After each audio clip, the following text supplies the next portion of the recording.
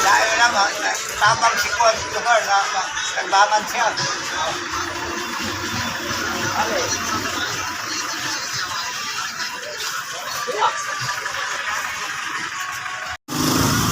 Ako si Rolly Piliren. Di ako din sa Cagayan. Ngayon ko dapat ini nga.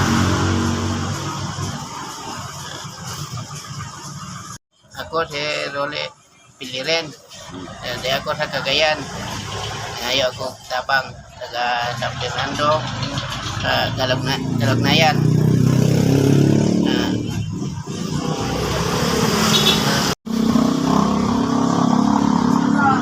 Mga guys, ako ni Sanggi pagkaon mga guys, kay gutom daw sa mga guys.